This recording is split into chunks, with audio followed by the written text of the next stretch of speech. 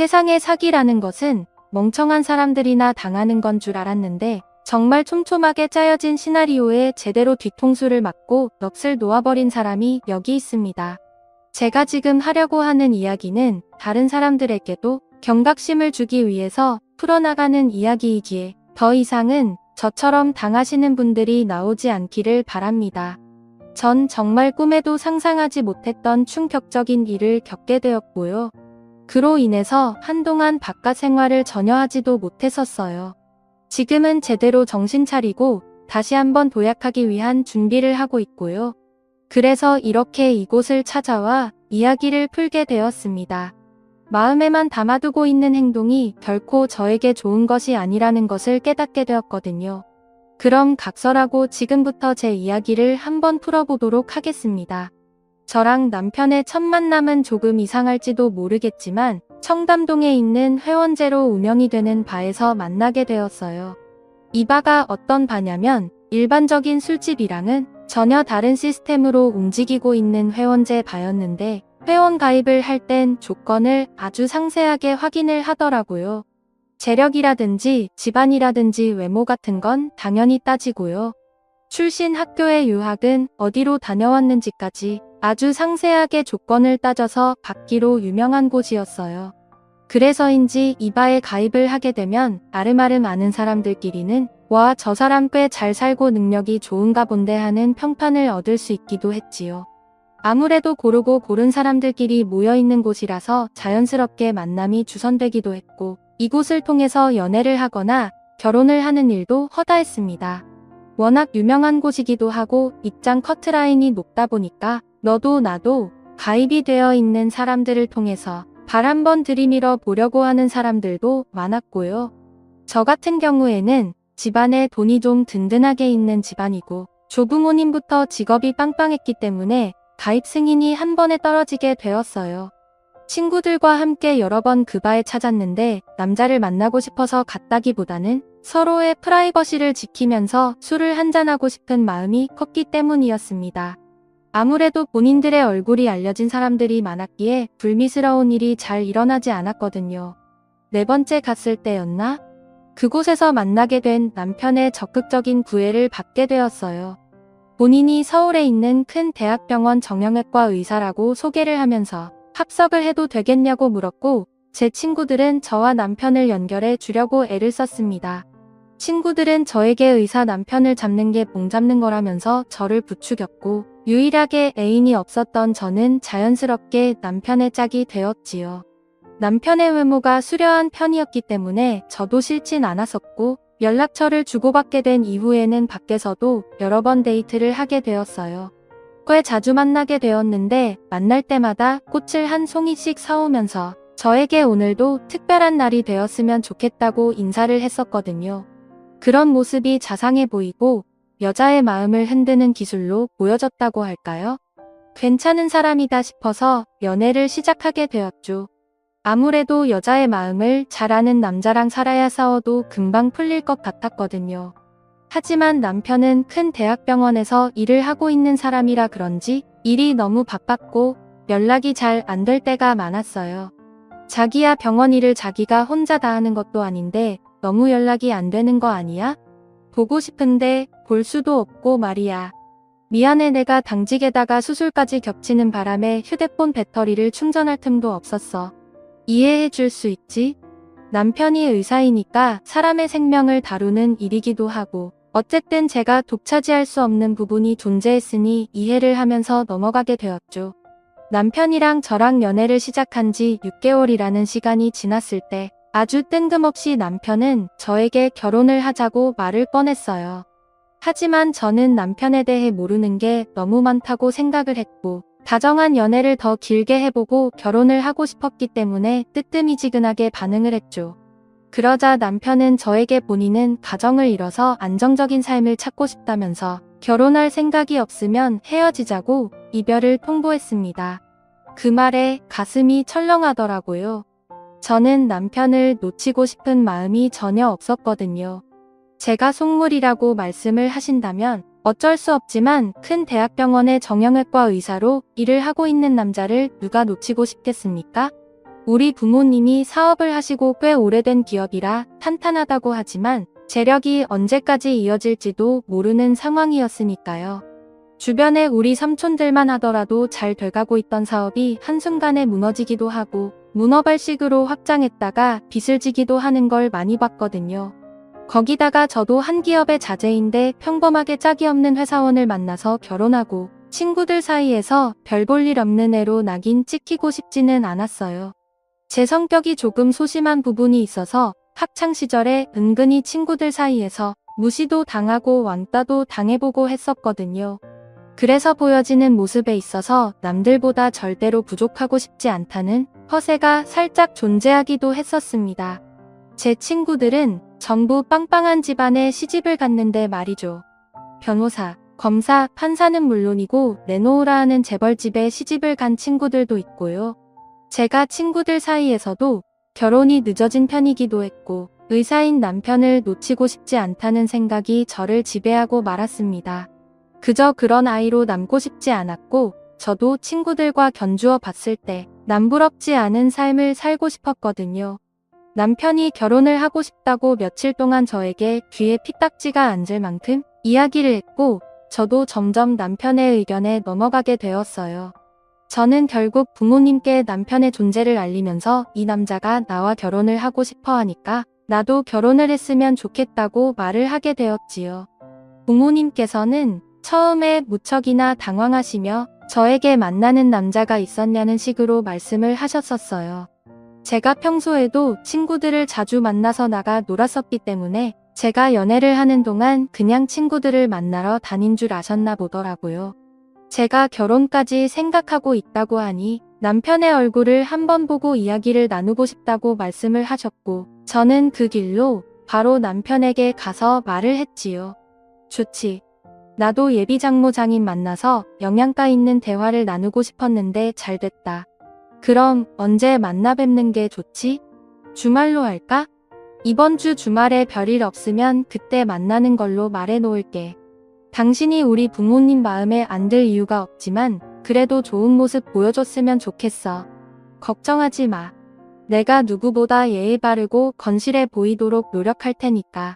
나도 당신이랑 꼭 결혼하고 싶어. 하지만 주말에 만나기로 약속을 잡았던 남편은 금요일 저녁 늦게 갑자기 당직을 서게 되었다면서 약속을 미뤄야 할 것 같다고 말을 했어요. 하필이면 우리과 동기가 술을 먹고 사고를 쳤다고 하지 뭐야.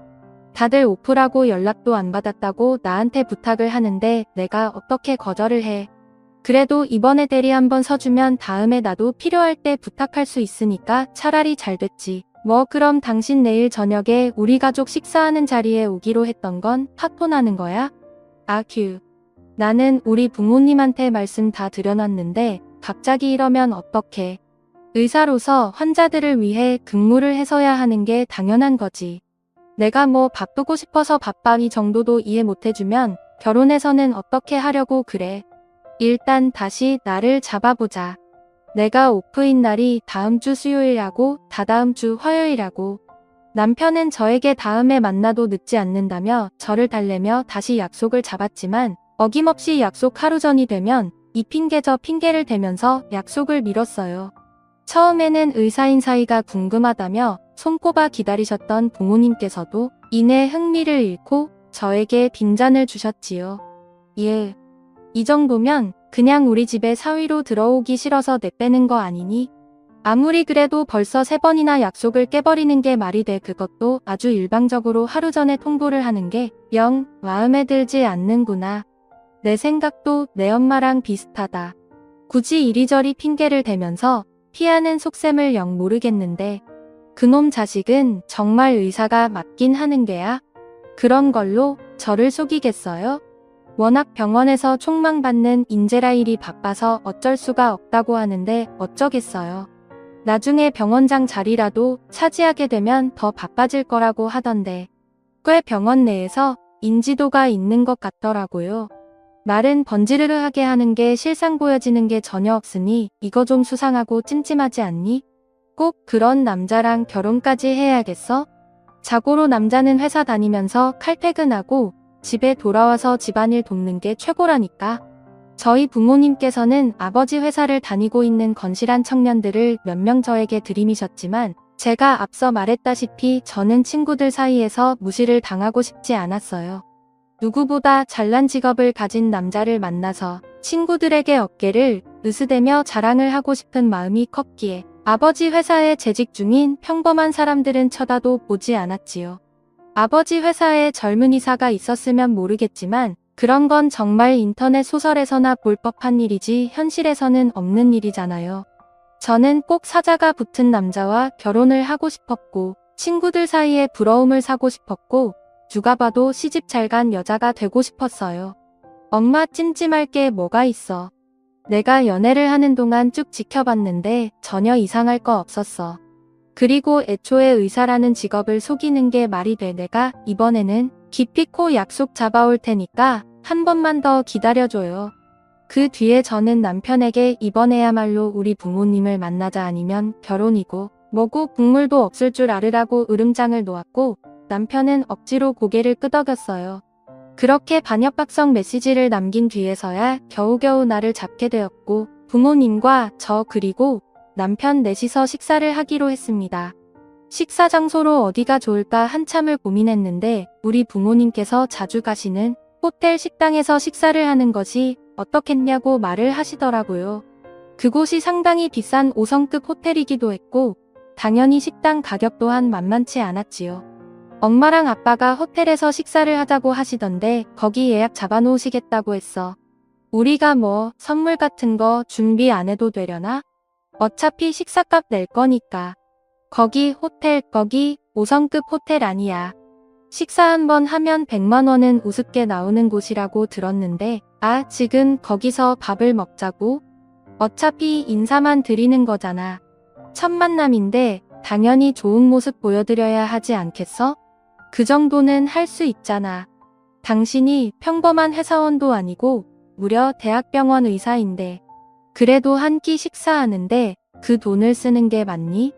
나는 요즘 사람들이 밥 한 끼 먹는 거에 그런 큰 돈을 쓰는 거 이해가 안 가더라. 일 줄은? 몰라. 아무튼 남편은 식사를 하기로 한 장소가 너무 비싸다고 생각해서 그런지 아니면 그냥 마음에 안 드는 건지 뭔지 계속해서 궁시렁거리기 바빴어요. 아니 의사식이나 되어서 왜 그렇게 돈 따져가면서 사람을 피곤하게 하는 건지 솔직히 저는 이해가 전혀 가지를 않았습니다. 이런 적이 한두 번이 아니라 거의 데이트를 할 때마다 있었거든요. 소위 말하는 가성비라는 항목을 엄청나게 따지는 사람이었어요. 저도 물론 아끼고 할인받고 하는 걸 좋아하니까 포인트를 쓰거나 쿠폰을 쓰는 게 싫은 건 아닌데 영화를 보러 가잖아요. 그러면 포인트와 할인 두 가지를 동시에 받아야지만 영화관에 갔어요. 한마디로 할인이 전혀 되지 않으면 영화도 못 봤다는 이야기입니다. 이번 달은 쿠폰이 영 시원치 않네. 포인트도 얼마 못 사왔는데 저거는 나중에 인터넷에 올라오면 보고 오늘은 그냥 딴 거 하자. 영화관에 가서 그 돈 주고 영화 보는 거 돈이 너무 아깝지 않아? 요즘 인터넷 찾아보면 실시간으로 다 올라온다니까. 그래도 영화관에서 큰 화면으로 보는 맛이 있는 거지. 그냥 내가 낼 테니까 잠자코 영화나 봐. 영화관 앞까지 와서 할인 안 된다고 돌아가자는 게 말이 돼? 자기가 낼 거야? 그럼 팝콘도 자기가 사는 거지? 나는 카라멜이랑 어니언 맛으로 반반 사줘. 음료는 아이스티로 업그레이드 알지? 정말 찌질하게도 제 입에서 꼭 돈을 내겠다는 말이 나오면 완전히 돌변해서는 뭐 하나라도 더 얻어먹으려고 눈에 불을 켜고 행동을 했어요. 그 영화표 값이 얼마나 한다고 그걸 그렇게 아끼려고 하는지. 그것도 의사식이나 돼서 말입니다. 그것뿐이면 제가 가성비 이야기를 왜 꺼냈겠어요. 밥을 먹으러 갈 때에도 고기가 먹고 싶다고 말을 하면 무한리필집에 데려가더라고요. 저는 태어나서 처음으로 무한리필집에 가서 고기를 먹어본 날을 아직도 잊을 수가 없어요. 남편이랑 먹어본 게 처음이었거든요. 그런 분위기도 이해가 가질 않고 데이트 자리에 차려입고 무한리필집에 가서 대패 삼겹살을 구워 먹는다는 게 너무나도 황당했죠. 당신은 어떻게 이런 곳에 나를 데리고 올 수가 있어. 차라리 전문 삼겹살집을 가는 게 낫지. 무한리필집이 뭐야. 와, 곱게 자라서 진짜 이 무한리필의 장점을 모르는구나. 이 가격에 무제한으로 먹을 수 있으면 최고 아니야. 말하는 시간도 아까우니까 일단 얼른 먹어. 여기 밑반찬이 엄청 잘 나오는 곳이라서 제한 시간이 있단 말이야. 뽕을 뽑으려면 쉬지 않고 먹어야 해. 거기다가 무슨 파스타를 먹으러 가도 말이죠. 매번 프랜차이즈 파스타집을 데려가는 거예요. 파스타 하나에 9,900원 뭐 이런 곳 있잖아요. 압구정만 나가도 분위기 좋은 파스타집이 얼마나 많은데 매번 저를 싸구려 가게에 데려다 놓는 느낌이었어요. 맛도 없고 분위기도 없고 이게 데이트를 하러 온 건지 시장을 온 건지 구별이 가지 않을 정도라서 매번 남편에게 실망스러움을 금치 못했죠. 더 웃긴 건 제가 밥을 사겠다고 하는 날에는 제가 비싼 레스토랑을 데리고 가도 군소리 없이 따라와서 배가 터지게 먹는다는 점이었어요. 하루는 제가 너무 열이 받아서 남편에게 따지고 들었죠. 너무 나한테 가성비니 뭐니 그런 거 따지는 거 아니야? 어떻게 매번 이렇게 촌스러운 돗대기 시장 같은 음식점에 나를 데리고 올 수가 있어? 뭐가 어쩌고 어쩌더니 땅을 파면 나오냐? 다 한 푼 두 푼 아껴서 집도 사고 차도 사고 하는 거지. 이래서 돈 많은 집 애들은 맞춰주기가 어려워. 어머 지금 말 다 했어? 아니 대학병원 의사식이나 되면서 왜 이렇게 돈돈거리는 거야? 거기서 일하면 벌만큼 번다고 하던데 나한테만 돈을 아끼는 건 아니고? 대학병원 의사가 벌면 얼마나 번다고 그래? 내가 교수직을 하고 있는 것도 아니고 그냥 전공일 뿐인데 월급 해봐야 꼴랑 얼마 안 돼. 그나마 당직이라도 서면 추가 수당이 들어오긴 한데 그것도 많이 주는 것도 아니고 말이야. 당신은 당직을 한 달에 몇 번이나 썼는데 돈이 안 된다는 말을 해. 매번 연락만 하면 당직 일합시고 연락도 잘 안 되잖아. 근데 월급이 얼마 안 된다고? 혹시 다른 데다가 돈을 쓰고 있는 건 아니고? 그 말에 남편이 펄쩍 뛰면서 변명을 하더라고요. 내가 돈을 펑펑 쓸 때가 어디 있다고 그래? 당신이랑 결혼하려고 돈을 모으려고 하니까 늘 돈이 없는 거지. 그렇게 내 마음을 몰라? 뭐하든 돈도 없다며 나한테 그랬잖아. 결혼하고 나서 갚으면 된다고 대출 받자고. 왜 이렇게 돈이 없어? 이래서 나랑 결혼이나 하겠어? 사실은 내가 어릴 때부터 힘들게 살아서 돈을 아끼는 버릇이 있어서 그래. 우리 아버지가 일찍 돌아가시고 어머니 혼자서 억작스럽게 나를 키워냈잖아. 그나마 공부 잘해서 선생님들한테 이쁨은 받았지만 동급생들한테는 늘 무시를 당하기 일쑤였다고. 그래서 더 의를 갈고 공부를 했지. 그 덕에 의사가 되긴 했는데 공부를 오래 했으니 학자금 대출도 쌓여있고 우리 엄마 고생하는 거 보기 싫어서 월급 대부분을 엄마한테 주고 있어. 저는 남편이 갑자기 본인의 사정을 털어놓으면서 사실은 월급 대부분이 시댁으로 흘러간다는 이야기를 하자 어이가 더 없었죠. 나이가 몇인데 아직도 학자금 대출 이야기를 하는지도 이해가 안 갔고요. 물론 저도 학자금 대출을 받아본 적이 없어서 자세하게는 몰랐지만요. 그래서 내가 쓸 수 있는 돈이 한 달에 200만 원 정도밖에 안 되는 돈이 부족할 수밖에 없지. 후배 의사들에게 밥도 사주고 해야 하니까. 우리 집이 가난해서 당신에게 피해를 줬다면 미안하다. 나도 너 좋은 밥 먹이면서 좋은 데만 데려가고 싶어. 그렇게 말을 하는데 순간 제가 나쁜 년이 된 느낌을 지울 수가 없어서 어떻게 대꾸를 해야 할지 모르겠더라고요. 고개를 푹 숙이고 말을 하는데 제가 거기서 돈돈거릴 수가 없지 않겠어요? 어쩔 수 없이 남편에게 괜찮다고 말을 했지요. 아무튼 저희 가족과 남편이 처음으로 같이 식사를 하게 되었는데 그 호텔이 워낙 비싸고 고급진 곳이라서 그런지 며칠 전부터 남편이 안절부절 못하더라고요. 한 끼 밥을 먹으면 100만 원은 그냥 우습게 나오는 곳이라서 제 눈치를 보는데 그게 그렇게 찌질해 보일 수가 없었어요. 신용카드는 뒀다 모아 놔 차라리 할부로 긁으면 되지 않냐는 생각이 들어서 저도 일부러 남편에게 알아서 해보라는 식으로 말을 했죠.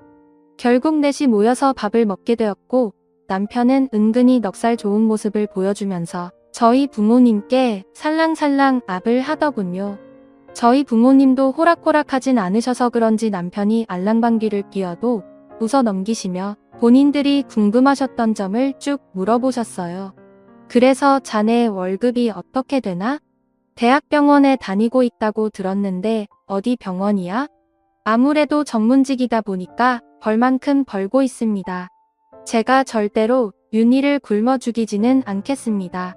남편이 포부에 가득 찬 말투로 대답을 했는데 정작 저희 부모님께서는 의아해 하시면서 남편에게 반문을 하셨죠.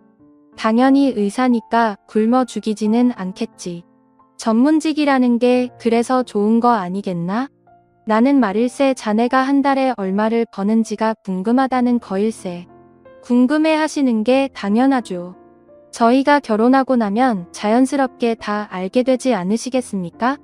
앞으로 열심히 살겠습니다. 저는 S대학병원에서 일을 하고 있습니다.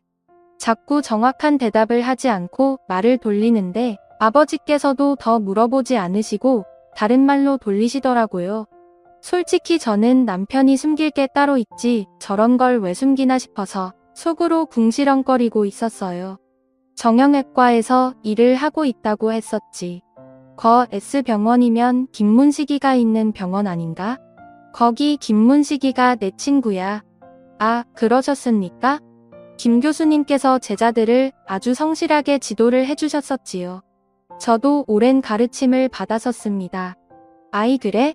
그러면 자네를 아주 잘 알겠구만. 아, 내가 이번 주 주말에 문식이랑 술 약속이 잡혀 있는데 우리 예비 사이가 어떤 사람인지 좀 뵈봐야겠어. 하하, 제가 의과대학 재학 시절의 수업도 많이 땡땡이 치고 해서 기억이 잘 없으실 수도 있어요. 김 교수님께서 워낙 제자들을 많이 육성하시기도 하시고 제가 뭐 특출나게 잘하는 게 있는 학생은 아니어서 기억조차 못하실 수도 있습니다. 붙습니다. 남편이 땀을 삐질삐질 흘려가면서 대화를 나누는데 저는 남편이 배탈이라도 났나 싶었어요. 평소에 먹을 거라면 일단 입에 쑤셔 넣고 보는 사람인데 비싼 밥을 눈앞에 두고도 제대로 먹지를 못하는 것처럼 보였거든요. 그런데 엄마가 눈을 가늘게 뜨고서는 말 한마디 없다가 남편에게 쓱 말을 던지시더라고요. 그렇게 학교 수업에 충실하지도 않고 특별하게 잘한 것도 없었던 사람이 과는 인기 있는 과에 진학을 했네. 보통 정형외과는 사람들이 많이 몰리잖아. 인기 있는 과라고 들었지. 성적 순으로 희망자들을 자른다고 들었었는데 제가 뭐 충실하지 않았던 것은 사실이지만 나름 또 기본기를 잘 갖추고 있어서 실력도 실력이고 운도 운이죠. 뭐 어물쩍 넘어갔는데 그 모습이 저만 이상한 게 아니었나 보더라고요. 엄마랑 아빠도 뜨뜨미지근해 하시면서 조용히 식사에 집중하셨어요. 그날 밥을 다 먹고 계산을 하려고 하는 타이밍에 남편이 화장실을 좀 다녀오겠다고 하더니 10분 동안 감감무소식이더라고요.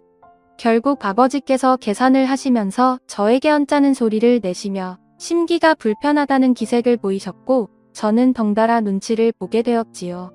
계산 다 끝나고 로비에 나가니까 로비에 떡하니 남편이 서 있는 게 아니겠습니까? 그러더니 뻔뻔하게 말을 하더라고요. 병원에서 급하게 연락이 와서 통화 중이었는데 아이고 제가 계산을 하려고 했었는데 장인어른이 하셨어요? 딱 봐도 계산하기 싫어서 자리를 피한 것처럼 보였는데 무슨 핑계를 대는 건지 제 얼굴이 다 수치심으로 붉어지는 듯한 기분이었어요. 아무튼 그날 집에 돌아오니까 부모님께서 아무래도 사기꾼 같다는 말을 하시더라고요. 아휴 내가 이런 것까지 확인하고 싶진 않았는데 S대학 병원 홈페이지 그 어디를 찾아봐도 의사 명단에 내 남자친구 이름이 없더라. 니나 아빠가 친구들한테 전화해서 정보 확인도 해봤는데 그런 사람은 모른다고 하더래. 100번 양보해서 내 친구들이 모를 수도 있지. 의사가 한둘도 아니고. 그런데 병원 홈페이지를 찾아봐도 전공의 이름에 안 나오는 건 이상하지 않니? 하지만 그 당시에는 제 귀에 들려오지 않았었죠. 제가 병원에서 남편이랑 만났던 적이 있었거든요. 남편이 저에게 시간이 너무 바빠서 챙겨오지 못한 물품이 있다고 하면서 저에게 네일랑 러닝 셔츠를 마트에서 사다 달라고 부탁을 한 적도 있었어요. 제가 마침 밖에 있어서 준비를 해서 병원으로 찾아간 적이 있었는데 남편이 의사 가운을 입고 명찰도 다 했고 병원에서 걸어 나오는 걸 봤단 말입니다. 저는 부모님께 그런 식으로 연기를 하며 하나하나 속일 필요가 뭐가 있냐고 했는데 저희 부모님께서는 절대 안 된다고 결혼하지 말라고 반대를 하셨어요. 의문이 드는 사람이랑은 그 의문이 풀릴 때까지 절대로 결혼을 하는 거 아니라면서 뜯어 말리셨지요. 저는 부모님과 대판 싸우고 반발심에 끝까지 결혼을 하겠다고 우겼습니다. 저는 부모님의 반대를 뚫고 고집을 부리면서 시어머니와의 만남을 가지게 되었는데 시어머니와의 첫 만남을 아직도 잊을 수가 없어요. 남편에게 무슨 이야기를 들은 건지는 모르겠지만 처음 저를 보자마자 버서발로 뛰어나오셔서 제 손을 꼭 잡아주셨거든요. 아유, 얼굴이 어찌 이리 고운 아가씨가 우리 아들의 짝꿍으로 나타났을까? 우리 집 며느리가 된다고 하니 더할 나위 없이 기쁩니다. 우리 아들이 의사라지만 뭐 하나 제대로 할 줄 아는 게 없는 반푼이나 마찬가지요. 우리 며느리가 보필을 잘해줄 거라 생각이 드네. 얼굴도 참하고 행동도 예쁘고 뭐 하나 마음에 들지 않는 구석이 없어. 시어머니는 꿀이라도 발라놓은 것처럼 저에게 달콤한 말을 쉬지 않고 해주셨어요. 정말 천사가 있다면 이런 모습을 하고 있지 않을까 싶을 정도로 저에게 잘해주셨고 저는 시어머니를 만난 뒤에 더욱 결혼을 해야겠다는 마음을 굳히게 되었습니다. 대학병원 정형외과 의사 남편, 그리고 그 남편을 키워낸 시어머니. 우리 시어머니가 고생을 하면서 남편을 키워낸 만큼 효도를 하고 싶다는 생각을 하게 되었죠. 그 뒤로 몇 번 더 시어머니와의 만남을 가지면서 친해지고 싶다는 생각에 선물 공세도 하고 좋은 데에 모시고 다녔어요. 그때마다 눈물을 훔치시면서 덕분에 호강을 한다고 저만한 며느리감이 없다면서 앞으로도 평생 사이좋은 부부관계를 유지하자고 하셨죠. 저에게 복덩이, 복덩이 하고 부르시면서 정말 제가 집안의 목덩이가 된 것 마냥 대우를 해주셨고 늘 제 편에 서서 이야기를 해주셨어요. 남편과 결혼 준비를 하면서 저희 집에서 반대를 했기 때문에 제가 속이 상할 때가 많고 예민해질 때가 많아서 싸움도 꽤 했었거든요. 그때마다 제 편을 들어주시면서 오히려 남편을 꾸짖어 주셨어요. 부모님께서도 반대하는 마당에 제 편이 생긴 기분이 들어 저는 더할 나위 없이 행복했지요. 하지만 언제까지 남편에게 가지고 있는 의문을 풀지 않고 식을 진행할 수 없었기에 전 남편에게 솔직하게 말을 했어요. 확실하게 하나는 짚고 넘어가야 할 것 같아서 말을 하는데 당신이 S대학 병원 의사 명단에서 검색이 되지 않는다고 부모님께서 불안해하셔. 당신 혹시라도 나를 속이고 있는 게 있다면 솔직하게 말을 해줬으면 좋겠어. 왜 검색이 되지 않는 거야? 그게 말이야, 사실은 내가 의료소송에 휘말리고 있어서 그래. 내 실수로 일어난 사고는 아니었고 수술하면서 충분히 일어날 수 있는 사고였어. 보호자분들께도 잘 설명했었는데 그걸 의료사고라고 생각해서 소송을 걸었던 거야. 외부에 알려주면 시끄러워질까봐 쉿 하느라 나를 숨겨둔 거고. 그럼 병원 측에서 당신을 배려하기 위해서 일부러 명단에서 내려놨다는 이야기를 하는 거야? 그게 말이 되는 소리야? 나뿐만 아니라 대부분 의료소송에 휘말린 의사들은 명단에서 빠지게 되어 있어. 외부에 알려주면 병원 평판이 좋지 않으니까. 나랑 병원에서 떡하니 만난 적도 있었으면서 왜 의심을 하고 그래? 내가 그렇게 못 믿어온 사람이야? 그러면서 저에게 성질을 버럭내는데 저는 속일 게 따로 있지. 의료소송에 휘말려 있다는 사실을 말하지 않은 남편에게 화가 났어요. 그런 일이 있었으면 미리 말을 해줬어야 할 거 아니야.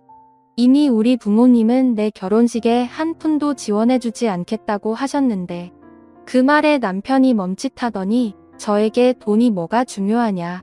그래도 사랑한다는 말로 저를 안심시키려고 애를 썼어요. 계속해서 저와 결혼을 하고 싶다는 의사를 비췄고 회원제바에 대한 신뢰도 무시할 수 없었기에 결혼을 감행했지요. 저희 부모님께서는 결혼식에도 참석하지 않겠다고 말을 하셨고 결혼을 할 거면 집에서 준 카드며 용돈이며 전부 반납하고 알아서 살으라고 하셨습니다. 제가 딱히 직장이라는 게 없었으니까 부모님께 용돈을 받으면서 부모님 카드를 사용하고 지냈었거든요. 가진 모든 것을 빼앗긴 것이나 다름없는 상황이 되었지만 남편은 그래도 좋다고 했고 정말 조촐하게 웨딩을 올리게 되었어요.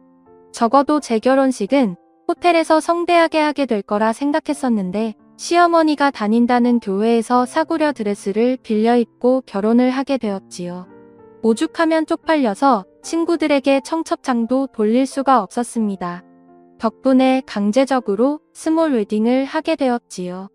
거기다가 신혼집을 얻으려면 대출을 받아야 하는 상황이었는데 당연히 남편의 이름으로 대출을 받으면 되지 않겠어요?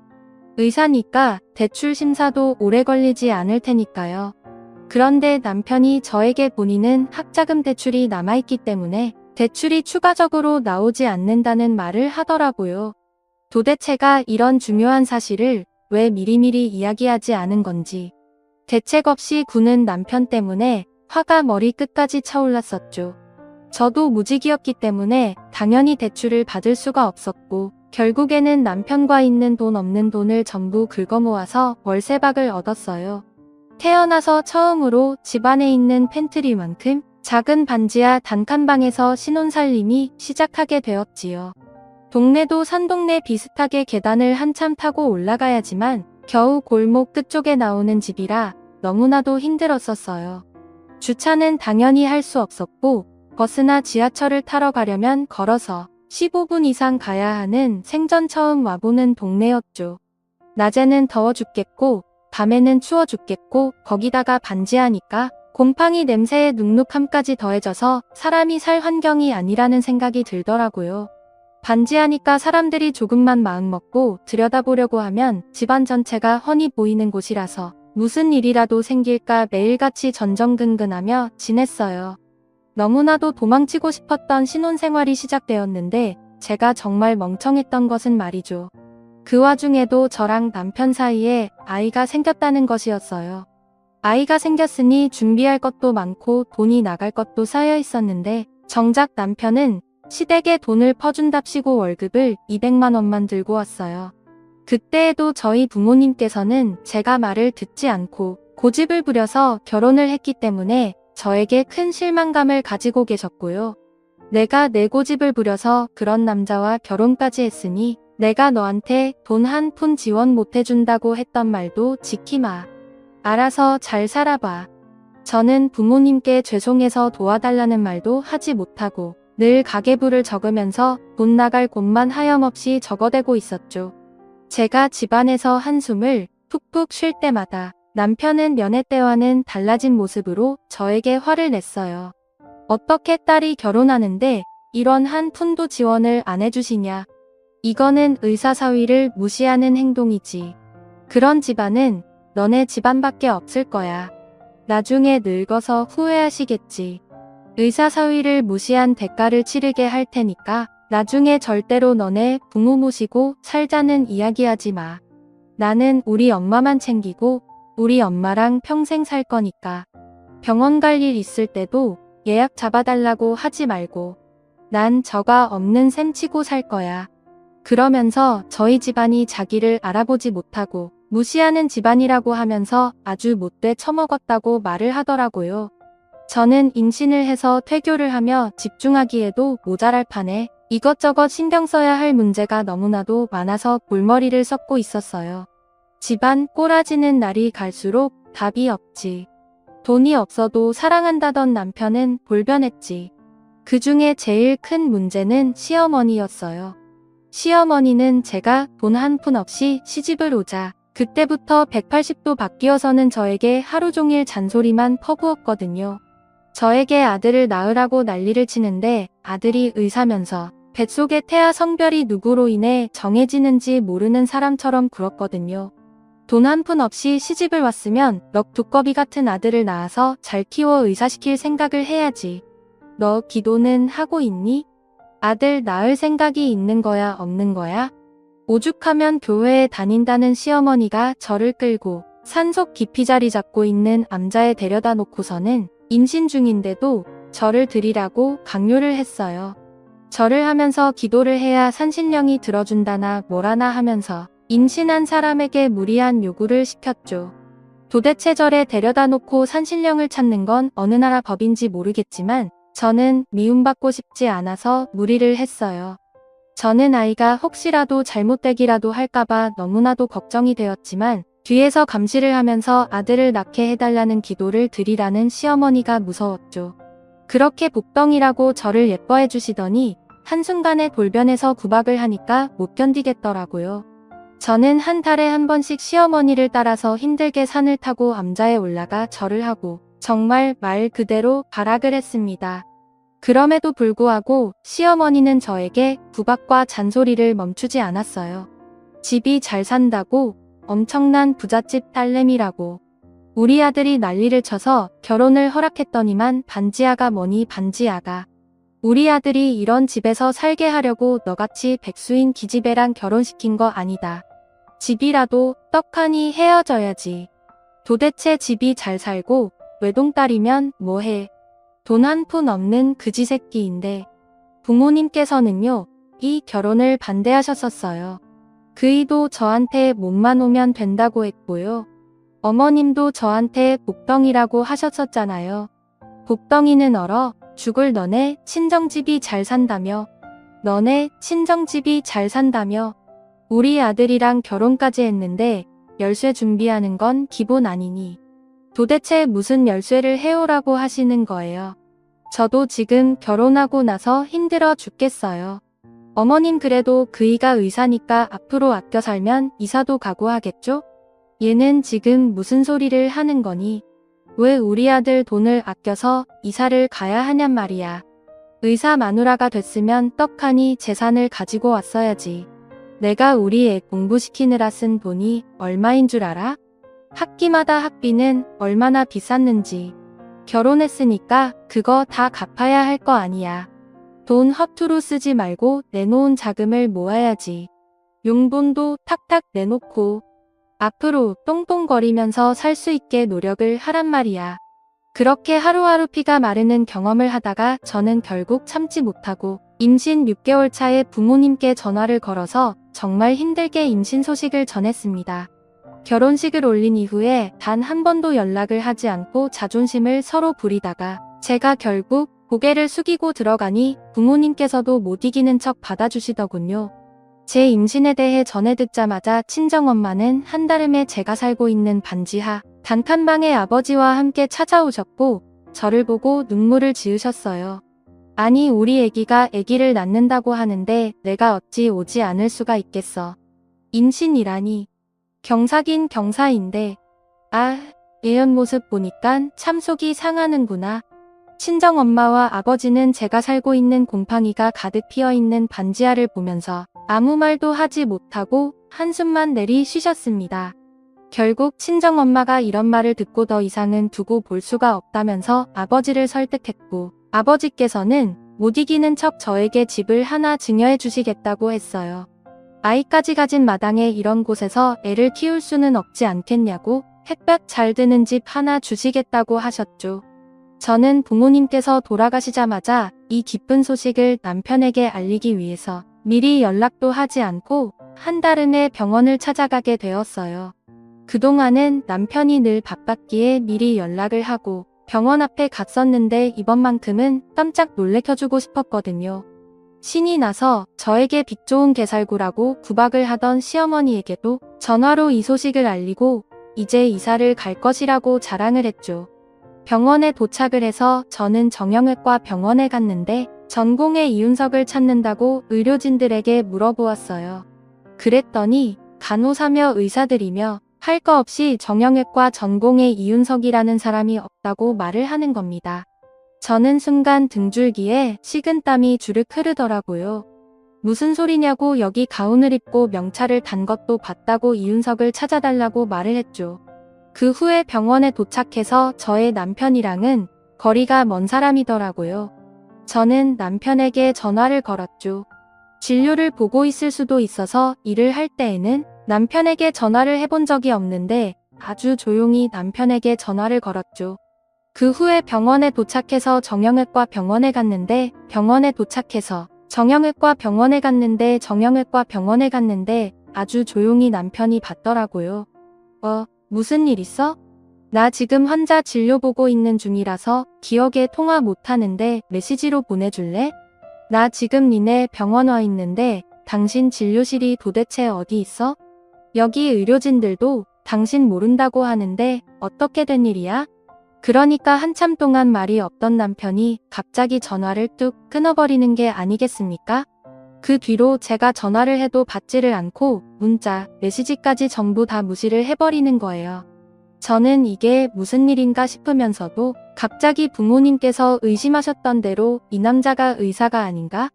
하는 생각이 들어서 손발이 달달 떨렸습니다. 임신 중이었기 때문에 배가 뭉쳐오는 것 같은 느낌이 들어서 저는 서둘러서 택시를 타고 집으로 돌아왔어요. 평소 퇴근 시간보다도 훨씬 늦게 기가 팍싹 죽은 채로 들어온 남편을 보자마자 저는 어떻게 된 일이냐고 매섭게 남편을 추궁했어요. 병원 홈페이지에 있는 의사 명단에 당신 이름이 없는 걸로 물어봤을 때 분명 의료소송 때문이라고 했었잖아. 그래서 난 믿었어. 당신을 우리가 병원에서도 만난 적이 여러 번 있었고 당신의 의사 가운에 명찰까지 달고 있는 거 내 눈으로 똑똑히 봤다고. 그런데 그 어디에도 그 병원에 당신을 아는 사람도 없고 당신 이름조차 써있는 곳이 없더라. 이거 어떻게 된 거야?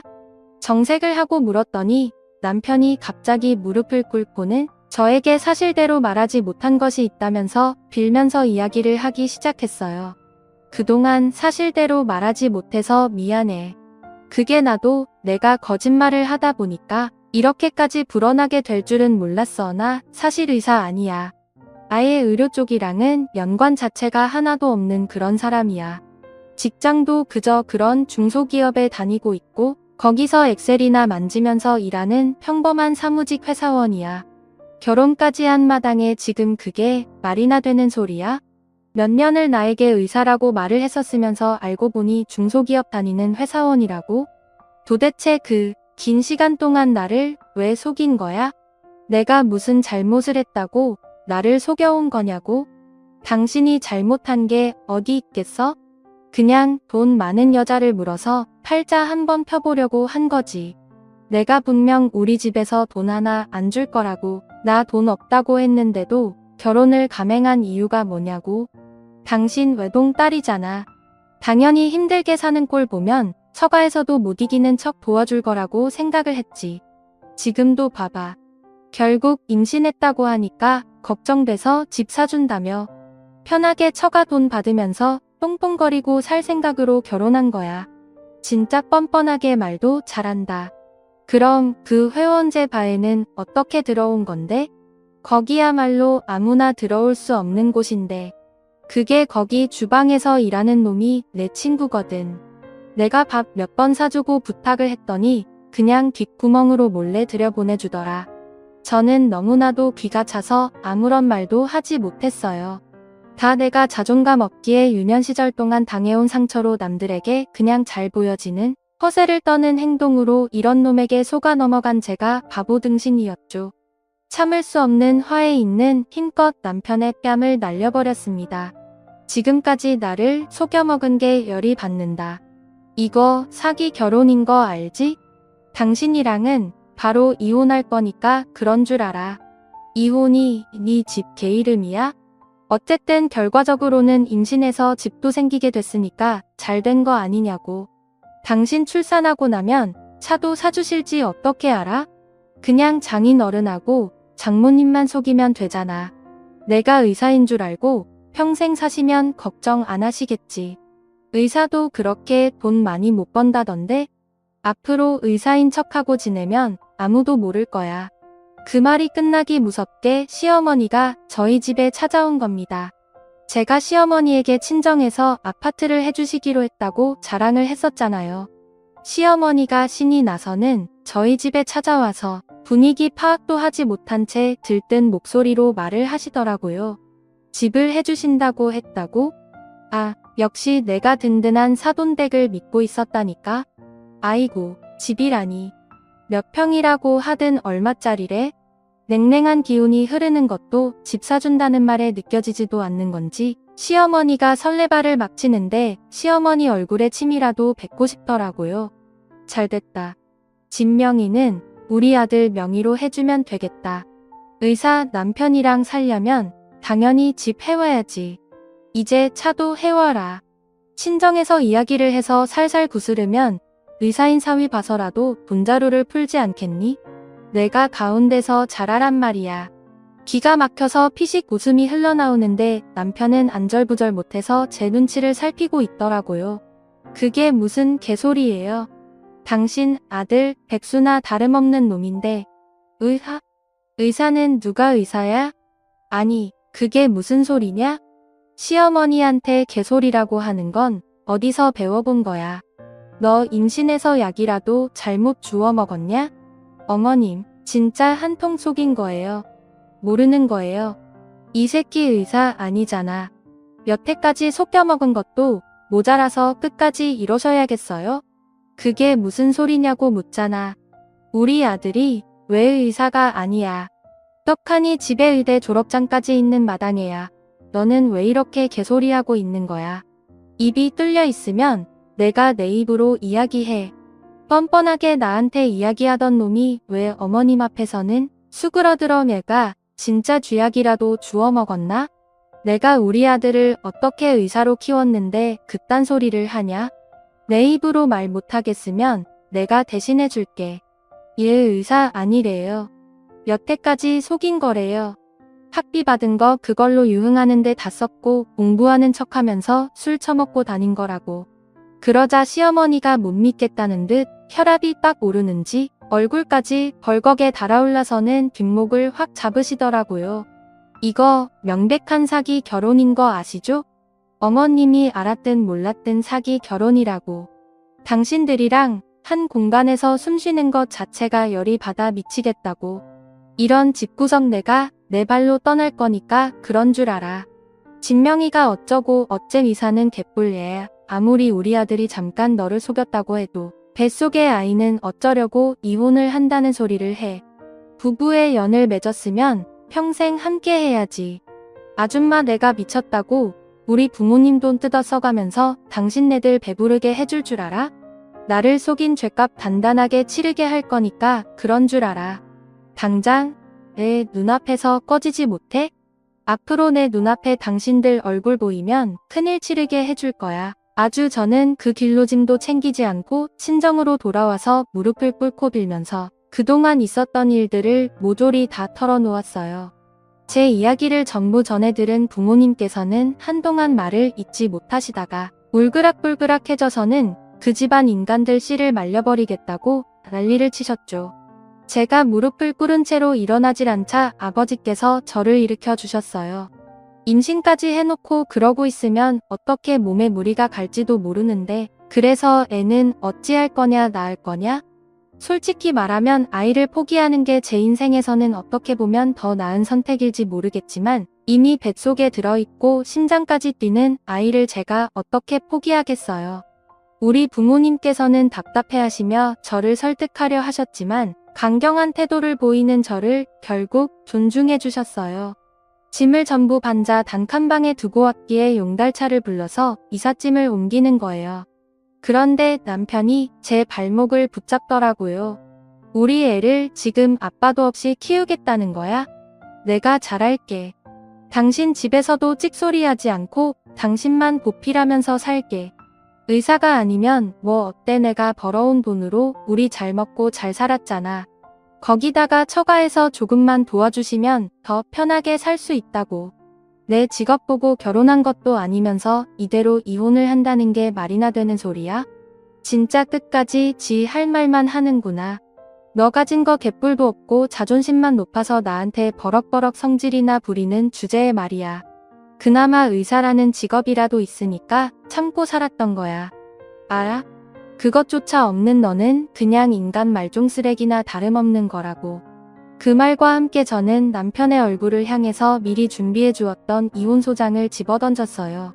서류를 확인하더니 인상을 팍 쓰면서 끝까지 저에게 못된 말을 퍼붓더군요. 넌 진짜 끝까지 속물이구나. 사랑이 우선이지 직장이 우선이야? 집에 돈도 많으면서 뭘 그렇게 돈돈거려? 있는 돈 좀 같이 나눠 쓰자고 하는데 그게 그렇게 억울하냐? 있는 것들이 더 하다더니. 그러는 너도 독인 객인 아니야? 돈 많은 여자 하나 물어보겠다고 직업까지 속인 주제에 말이 많다.